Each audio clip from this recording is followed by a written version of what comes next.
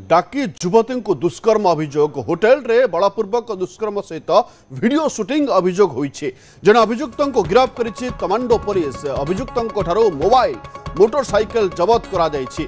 अभियोगकारिणी OLX रे चाकरी खोजुथुले एवं परवर्ती समय दुष्कर्म होइतबा से अभियोग करिसंती। चाकरी देवा को डाकी युवती को दुष्कर्म होइतबा अभियोग आसु। दीपक आम सहित जोड़ी होइछंती फोन लाइन। दीपक, प्रकृत घटना कौन थिला? देखो राजधानी भुवनेश्वर गोटे अभावन घटना सामना को आसी। जड़े युवती को चाकरी देवा कही होटेल को डाक दुष्कर्म कर अभियोग होगापर तमांडो थाना पुलिस अभियुक्त को गिरफ्त करिछि। अभियुक्त होउछंती नरेश कुमार दलाई। तांको गतकाली राति रे तमांडो थाना पुलिस गिरफ्त करिछि एवं जहां पुलिस कहबा कथा जे जड़े युवती ओएलएक्स रे चाकरी खोजुथिले सेही समय रे जड़े युवक छे ताकर सोशल मीडिया रे परिचय होइतिला। युवक जनक निजको एक कंपनी रो कर्मचारी कहउथिले एवं युवती को चाकरी देवा कही से भुवनेश्वर डाकिथिले। युवक जनक भुवनेश्वर आसिया परे तांको तमान अंचल गोटे होटेल को लेथिले। सेठी ताको दुष्कर्म करने ताको किछि वीडियो मध्य शूट करथिले। आ परवर्ती मुहूर्त से वीडियो को धरी से विभिन्न समय ब्लैकमेल करथिले। तेणु युवक जन थाना अभियोग कले पुलिस पूरा घटना को इनक्वारी आरंभ करथिला। परवर्ती मुहूर्त अभियुक्त नरेश को पुलिस गिरफ्त करिछि एवं गुरुत्वपूर्ण कथा होउछि जो होटेल से रही से होटेल को मध्य पुलिस गतकाल राति रे जांच करथिला। से होटेल मध्य जो सब डॉक्यूमेंट थिला सब वेरीफाई करथिला प्रकृत रे होटेल कहा नारे बुक थिला। तेणु पुलिस कहबा कथा जे नरेश जड़े पेशादार अपराधी ना पूर्वर मध्य एभली चाकरी देवा ना रे कौन युवती सहित से एभली किछि कारनामा घटाइछथि। पास्ट हिस्ट्री खोजुछि एवं एने मध्ये अधिक खुलताड़ करूछि पुलिस। धन्यवाद दीपक, अधिक सूचना पाई।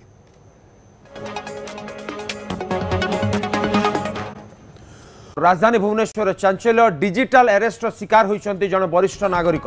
कस्टम विभाग रो अधिकारी परिचय दे डिजिटल अरेस्ट करा जायथिला। तांकु 10 दिन धरी गृहबंदी अवस्था रखा जायथिला। तांकु साइबर ठक माने रखिथिले एवं लूट रो शिकार होइछन्ति जने रिटायर्ड चार्टर्ड अकाउंटेंट एवं दुईटी फेज रे 1.5 कोटी टंका लुटी नैछन्ति साइबर लुटेरा मान।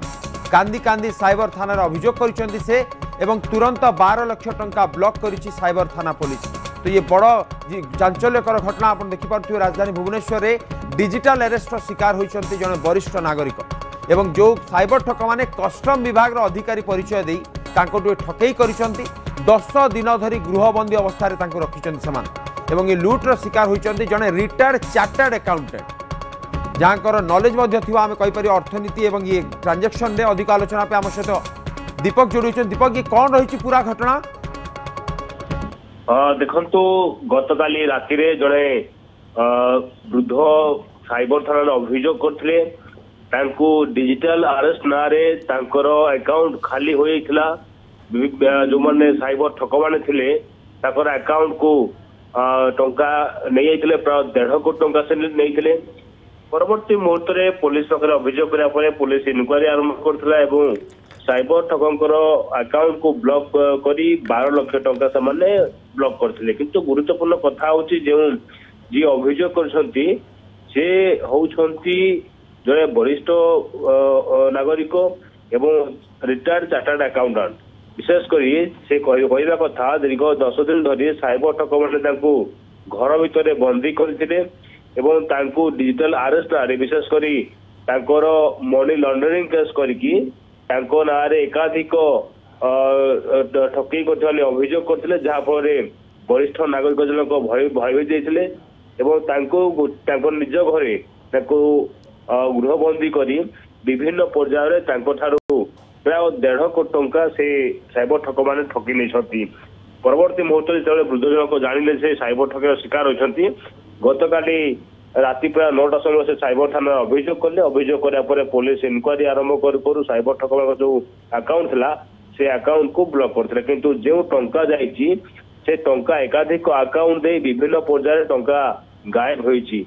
दीपक, ये जो साइबर ठक माने हम जो देखुचे कि माने केते चालाकी रे करूथुवे कारण जने रिटायर्ड चार्टर्ड अकाउंटेंट को माने कस्टम विभाग रो अधिकारी कहि कि ठकी नउचंती माने साधारण लोक माने केमिति ठकरे न पड़िबे एवं 1.5 कोटी टंका लुटी नैछंती। निश्चित भाव जो मान को अकाउंट रे टंका अच्छी जो माने टंका ट्रांजैक्शन करथुले मोटांकर तो सेमानक ऊपर साइबर ठक माने नजर रखिसंती ଏବଂ ଯେଉଁ ବରିଷ୍ଠ ନାଗରିକ ଜଣକ ଥାନାରେ ଅଭିଯୋଗ କରୁଛନ୍ତି ତାଙ୍କର କହିବା କଥା ଯେ ତାଙ୍କୁ କଷ୍ଟମ ବିଭାଗର ଅଧିକାରୀ କହି ଫୋନ କରିଥିଲେ ଏବଂ ତାଙ୍କ ନାଁରେ ବେଆଇନ ଆର୍ଥିକ କାରବାର କଥା କହିଥିଲେ, ଯାହାଫଳରେ ବରିଷ୍ଠ ନାଗରିକ ଜଣକ ଭୟଭୀତ ହୋଇଗଲେ ଏବଂ ପରବର୍ତ୍ତୀ ମୁହୂର୍ତ୍ତରେ ଯେହେତୁ ସାଇବର ଠକମାନେ ନିଜକୁ କଷ୍ଟମ ବିଭାଗର ଅଧିକାରୀ କହୁଥିଲେ, ତେଣୁ ତାଙ୍କର କହିବା କଥା ଯଦି ସେମାନେ এই କେସ୍ରୁ ମୁକୁଳିବା ପାଇଁ ଚାହୁଁଛନ୍ତି ତାହେଲେ ସେମାନେ ଟଙ୍କା ଦେବାକୁ ପଡିବ, ଯାହାଫଳରେ ବରିଷ୍ଠ ନାଗରିକ ଜଣକ ପ୍ରାୟ 1.5 କୋଟି ଟଙ୍କା ସେ ସାଇବର ଠକକୁ ଦେଇଥିଲେ। ତେଣୁ ସେ ଟଙ୍କା କିଭଳି ଫେରି ପାଇବ ତାହା ତ ଗୁରୁତ୍ୱପୂର୍ଣ୍ଣ। ଅନ୍ୟପଟେ ଏହି ଘଟଣା ନୂଆ ନୁହଁ, ବାରମ୍ବାର ପୋଲିସ ପକ୍ଷରୁ ଏଭଳି ଘଟଣାକୁ ନେଇ ବାରମ୍ବାର ସଚେତନ କରାଯାଉଛି, କିନ୍ତୁ ଲୋକମାନେ କାହିଁକି ସଚେତନ ହଉନାହାନ୍ତି ତାକୁ ନେଇ ମଧ୍ୟ କୋଉଠି ନା କୋଉଠି ପ୍ରଶ୍ନ ସୃଷ୍ଟି ହୋଇଛି।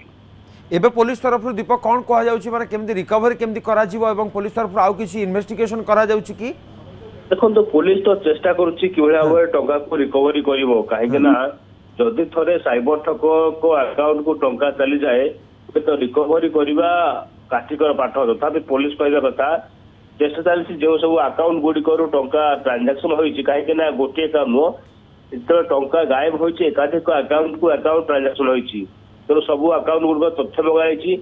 ପୁଲିସ ଚେଷ୍ଟା କରୁଛି ଯଦି ହୁଏତ ସେଭଳି କୌଣସି ତଥ୍ୟ ସାମ୍ନାକୁ ଆସେ ହୁଏତ ଟଙ୍କା ରିକଭରି ହେଇପାରିବ, କିନ୍ତୁ ଆମେ ଦେଖିଛେ ସାଇବର ଠକ ମାନଙ୍କ ପାଖକୁ ଟଙ୍କା ଗଲେ ଆଉ ରିକଭରି ହୁଏ ନାହିଁ। ତେଣୁ ଏହି ଘଟଣାରେ ପୁଲିସ କିଭଳି ତଦନ୍ତ କରିବ, କିଭଳି ଟଙ୍କା ରିକଭରି କରିବ ତାହା ଦେଖିବା କଥା, ତାହା ଦେଖିବା ବାକି ରହିଛି। ବହୁତ ବହୁତ ଧନ୍ୟବାଦ ଦୀପକ ଆପଣଙ୍କ ସବିଶେଷ